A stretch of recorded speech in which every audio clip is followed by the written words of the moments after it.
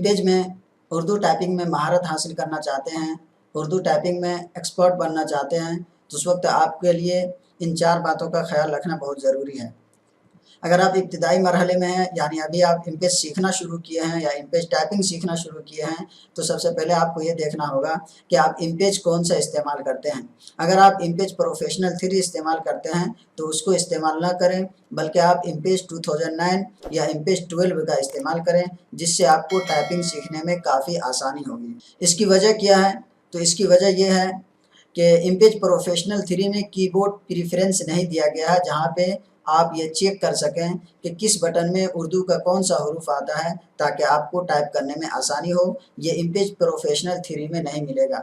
दूसरी बात यह है कि इंग्लिश कीबोर्ड जो है, जो कीबोर्ड आप इस्तेमाल करते हैं, सबसे पहले इंग्लिश में उस पूरे कीबोर्ड को आप याद कर लें कि कीबोर्ड का कौन सा बटन हमारे किस उंगली में आता है, किस उंगली से कौन सा बटन का इस्तेमाल किया जाता है, इसका याद होना बहुत ज़रूरी है।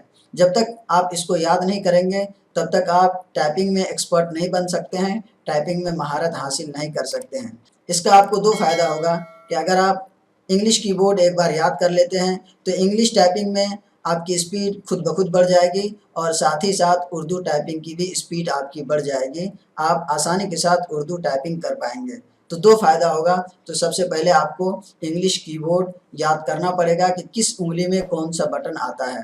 तो इसको भी हम अभी आपको दिखाएंगे कि किस उंगली में कौन सा बटन आता है, किस उंगली से कौन सा बटन का इस्तेमाल किया जाता है, वो अभी आपको आगे हम दिखाने वाले हैं। नंबर 3 है कि हमेशा आप फ़ोनेटिक कीबोर्ड का इस्तेमाल करें। फ़ोनेटिक कीबोर्ड का इस्तेमाल करना इसलिए ज़रूरी है कि जब आप टाइपिंग करते हैं, जो आप इंग्लिश कीबोर्ड का इस्तेमाल करते हैं टाइपिंग के लिए, और उर्दू का जो फ़ोनेटिक कीबोर्ड होता है, ये दोनों एक दूसरे से मैच खाता है। फ़ोनेटिक कीबोर्ड के अलावा अगर आप आफ्ताब या कश्मीरी या कुर्दिश या कोई और दूसरा कीबोर्ड इस्तेमाल करते हैं तो इंग्लिश कीबोर्ड से बिल्कुल डिफरेंट होता है।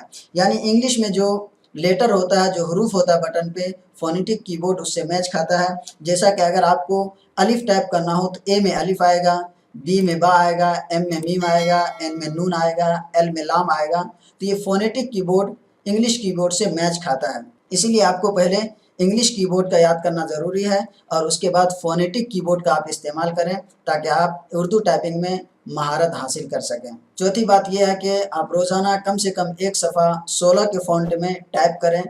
अगर 1 महीना तक आप सिर्फ एक सफ़ा ही रोज़ाना टाइप करते रहेंगे तो खुद ब खुद आपकी टाइपिंग स्पीड बढ़ जाएगी और पूरा कीबोर्ड आपको याद हो जाएगा।